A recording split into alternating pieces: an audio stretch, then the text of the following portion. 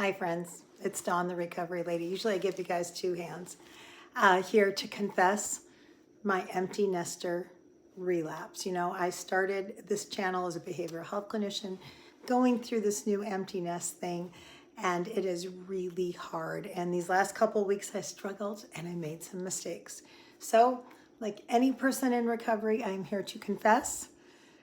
When we confess stuff to God, He forgives us, and we confess to each other, it heals us. So to be authentic, I'm not saying I did all of these in the last week or two, but they may have happened at one time or another. Number one, don't call your adult child at work with a big life statement when they're in the middle of their day. I'm not saying that I accidentally did that and said, I've been praying for you. Don't give up on love in your life. Don't do that. The stone silence at the other end says everything you need to know. Number two, don't talk about loneliness. How have you been, Johnny? I am so lonely. What are you doing? Mom, dad, parents, sitting here watching the Wheel of Fortune again and again. The Game Show Network has episodes from 1972. Don't be the travel agent of guilt trips. The travel agent of guilt trips bills you no miles, except to the place where your children will avoid you and land you in Siberia. Number three, don't take their inventory. If you just watched my last video from last week, I talked about taking somebody's inventory, telling them when they're doing wrong. When our adult kids have grown up and left the house, we've equipped them with what they need. And they don't need us to teach them anymore unless they ask. They're asking their new coworkers, their friends, their spouse, their new in-laws. They have other places, and they're not in the way that we raised our kids to be. We cannot expect them to duplicate us. I haven't done this, but I've seen this a lot. Some of these are things I've seen people have shared. I see too many people, we don't do it that way. Our family never does it that way. When your adult child is moved out, especially if they're married or they've got their own friend group, they want to do Friendsgiving, Galentine's Day, all these new things. Just because you never did it in the last 50 years doesn't mean that they can't do it in their next 50 years. They get to define their own lives.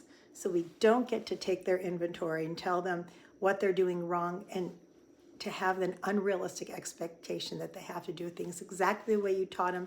They're blending their lives with other people now.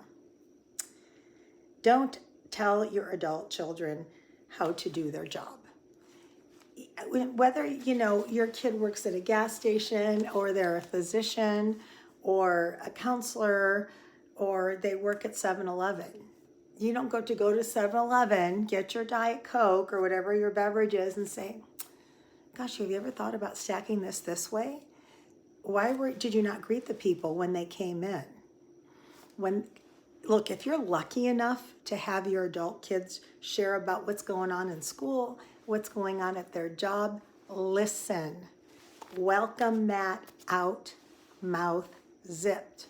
Welcome Matt out. Best advice I ever got, I've said it before. Mouth zipped, listen. Nod. Bite your lip, bite your teeth. Grit if you have to till the blood is pouring down your face. But don't comment, because that might be the last time you ever hear about their job. And don't question them. They went into their field, they're professionals. Even if they copied you, let them find and make their own mistakes unless they ask for help. So don't ask them why they're doing their job or say, have you thought about this? They know what you're doing. We're trying to find a way to be useful when we've got the void, when our kids have moved out. Don't comment on how they dress. You may buy them some clothes for a birthday, an event, or because you're still secretly shopping for them for things they didn't ask for, want, or need. And then they don't like it anymore. But you always like that. I think I did that with one of my kids, and the child said, when, Mom? 10 years ago? In 10th grade? That's what happens.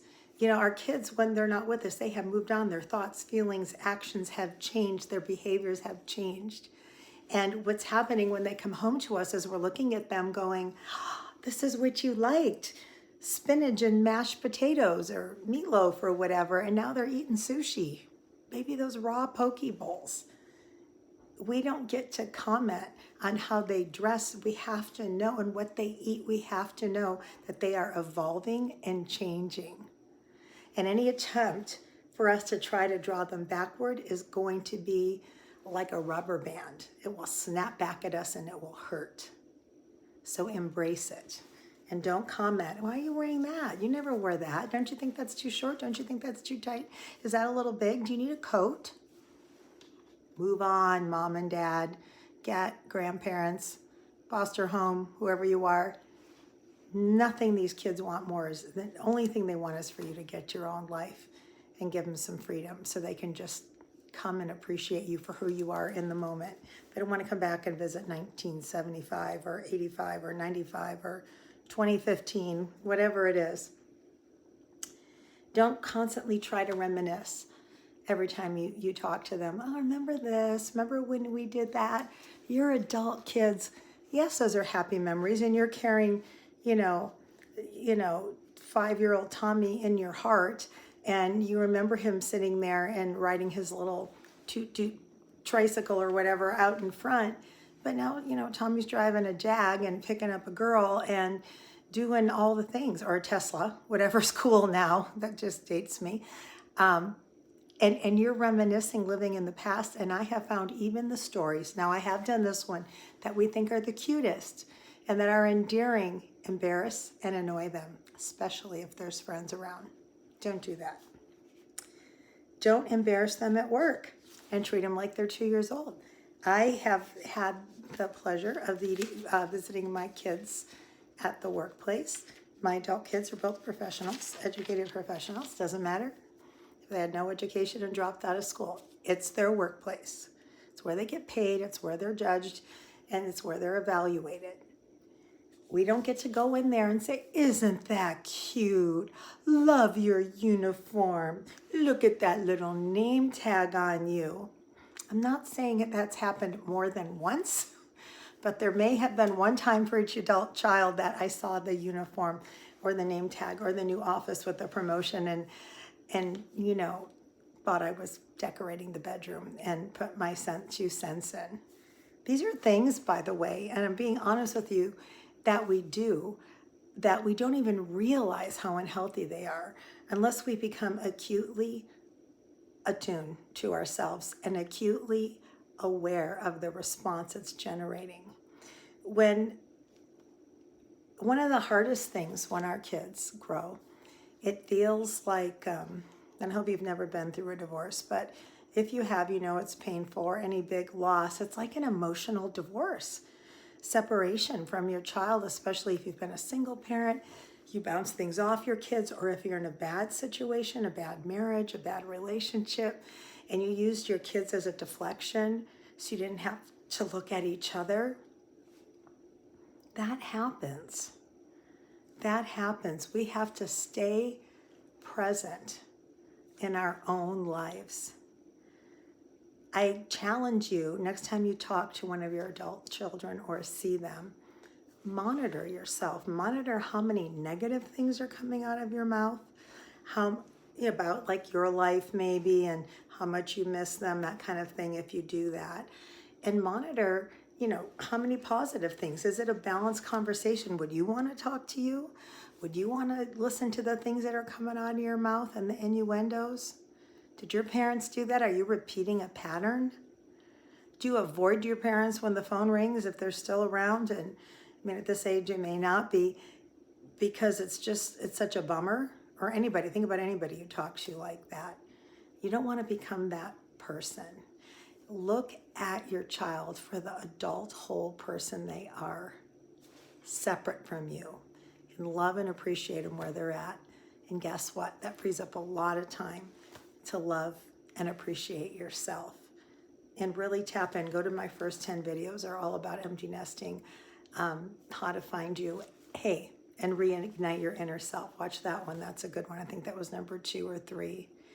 And remember, you're worth it. You have value. It is not too late for you to restart your dream.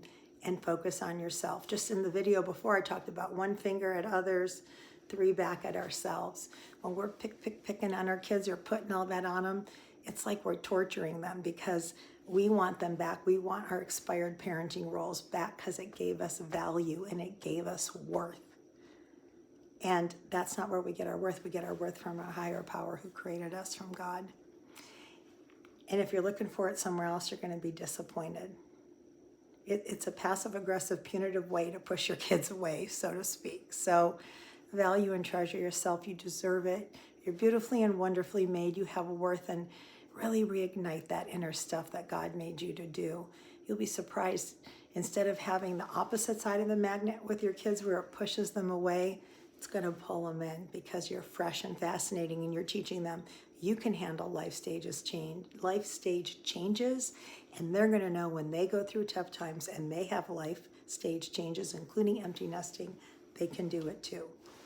Love and appreciate you guys. Thanks for joining me today. Bye. Oh, like and subscribe.